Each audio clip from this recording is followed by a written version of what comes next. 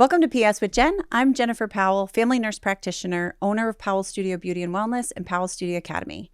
Today, we're going to break down how healing my gut had increased and improved my hormones, decreased my cravings, improved my energy, and made me healthier overall. Transformation is not accidental. Through decades of experience, I have realized that precision and opportunities for optimal results require a thoughtful consumer.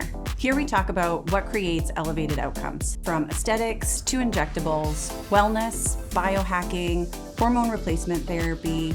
For clients, it's clarity, and for providers, it's mastery. There's no fluff, no shortcuts, just precision. This podcast is for those who want to age gracefully, they want to invest intentionally, and they want results that compound. Welcome to PS with Jen.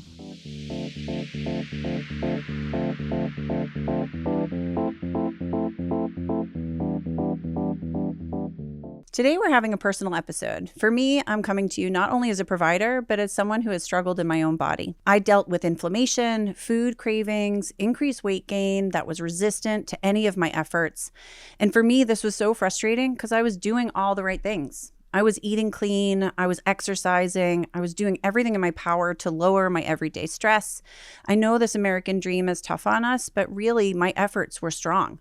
And so I noticed in between my fourth and fifth baby that I started with symptoms I had never experienced.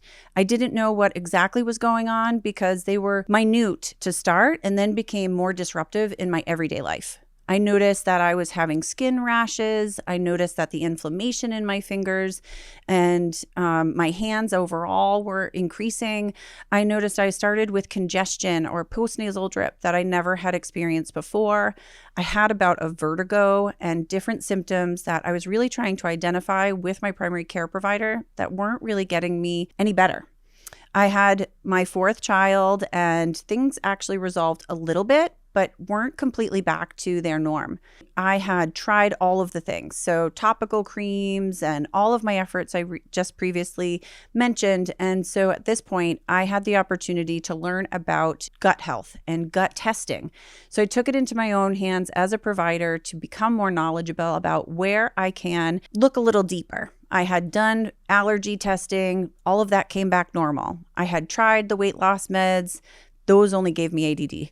I ended up trying to do this gut health test, and I was shocked at what I got back for information. Although I was a provider, I was new to the gut health world. This wasn't something I had previously known about, so I had to dive in twofold and make sure that I could learn all of the things. I love being able to support people now in their gut journey because not only can I help you identify sooner, I can help you to take action strategically and make sure that you confidently can heal and get to the outcome you deserve as soon as possible. With my gut testing, I have it here. I'm amazed to see all that can be going wrong that's not in our standard testing of our, optimal wellness and primary care. These are not things that we look for. When we go for normal GI testing, we're thinking about endoscopies, colonoscopies. I can say that actually there is some H. pylori testing and some SIBO testing that was offered to me through breath test. But these weren't all conclusive. I decided to test my gut. I ended up starting with a stool test, which led to several findings. First, we noticed that I had H. pylori. I was lowering my digestion because my pH was lowered. My digestive enzymes were not there, so my nutrient absorption is lower. And so I'm feeding overgrowth of bacteria and feeding inflammation in my body with this diagnosis. I also know that when you have lower stomach acid, that you have increased risk for parasites. So I didn't have one parasite, but two. And so when you have parasites, you're damaging your gut lining, you're keeping your immune system triggered and constant activation. And this is leading to an overall inflammatory response throughout the body. Next, I identified candida overgrowth. This is yeast. And so we actually have yeast in our body to a certain extent, but it is so easy for it to get out of whack. Did you need antibiotics? Did you have antivirals? Do you have high stress? Any of these things can throw it out of whack. And what happens is it so easily flourishes with things like candy or sugar. When you are stressed, it's going to request more food. And so you notice your cravings will increase.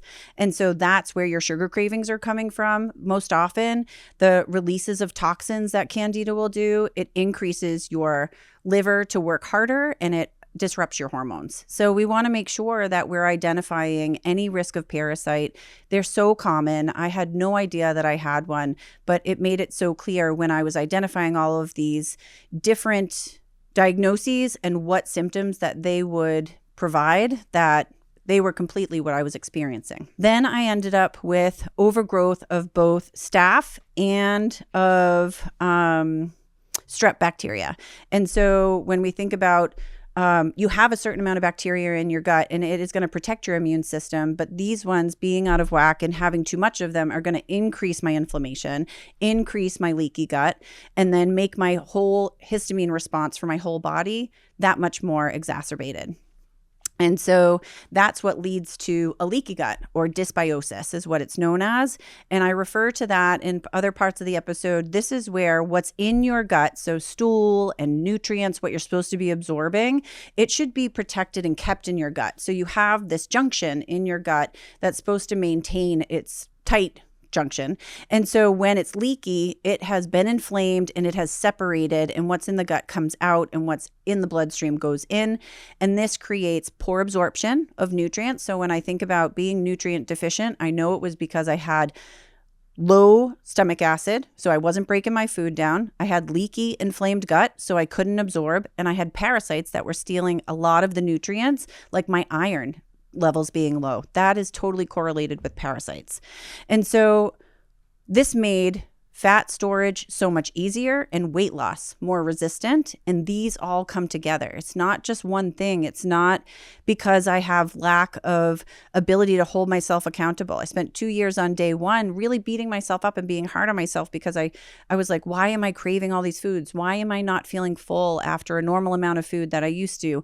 But my hormones were completely out of whack. My leptin level and ghrelin levels, those are your hunger and satiety hormones. They were all out of whack and elevated. And so I craved more foods to feed this overgrowth of candida, to feed these parasites. I had slow motility and bloating because I had low stomach acidity. And all of this stuff helps to break your food down to prevent the bacteria overgrowth that I had right at the top. And so we want to do things, if I have to, give some of the steps of what I would recommend is making sure that you can identify what the problem is first. Because a lot of people are like, oh, I don't feel well, I'm just going to start a probiotic. Well, you want to identify and remove the triggers first. You want to make sure that you can remove any of the inflammatory triggers. You want to remove any of the bad bacteria or the parasites, because if you go start feeding more of there, you're going to end up with terrible symptoms of not feeling good because you're trying to provide more bacteria in there while the bad ones are going to try and fight it off. So if you can wipe everything out and start fresh, you have more of your time that you're going to have less symptoms and a more positive outcome that's easier to attain. So I hold all of this with space that I have so many options here at Powell Studio, but I want to keep it simple. So identify those problems through testing, have a clear action plan of treating them with certain supplementation that wipes out the bad and then helps you to restore the good. We can do this through diet change because candida craves sugar. If you don't give it sugary foods, it's going to die off. It's not going to be pleasant to start, but once you can get through that first week and really support distraction and hydration, you can make sure that all of that candida that's dying off through supplementation and through your actions doesn't come back. And so we have things like kimchi, fermented foods. Those are going to help even without a probiotic to restore healthy bacteria. And then we want to heal. And so I think about different ways that I'm healing on a daily basis. It's, again, removing toxins, removing microplastics. It's improving my overall acidity right at the top, which most people are thinking like, oh my God, I want to take a Pepcid, I want to take a Prilosec, or I want to do something like Tums because I have acidity. When you have heartburn, your acidity is too low and you should be doing something like lemon water with Baja mineral salt in order to pick up your acidity while you're eating. That will help you break your food down faster and that will make the acidity go away. So when you neutralize it even more, know every time you pop that Tums, you have higher risk of parasites, you have higher risk of dysbiosis and candida overgrowth and long-term symptoms. So you want to start your morning before a coffee, before your food with lemon water, and make sure you flush all of that out, hydrate the liver, make it work less hard, and increase that acidity. So when you eat your food, you're properly digesting it and breaking it down, and that you can you have other options. You can support with things like digestive enzymes or HCl. You want to make sure like you're taking that supplement right before you eat. It will pick up the acidity before you eat and just keep it there long enough. It's not continuous, but your food is broken down. You can absorb those nutrients and you can keep things simple. And then if those things are something that you're conquering in your day and you feel like, I want to take it up a notch, I really want a little bit more support, you have the ability to work with a provider to make sure you have clarity. This was all really confusing for me. I was putting in the effort. I was just doing it out of order. And so none of it was coming together. I realized just how much money I had wasted by delaying that experience of having support and clarity and continuous reevaluation of what was going on with me, because it wasn't one thing, it was multiple. I was giving up too early and getting discouraged too early and not getting my prize. If this episode resonated with you, reach out to Powell Studio to schedule your consultation.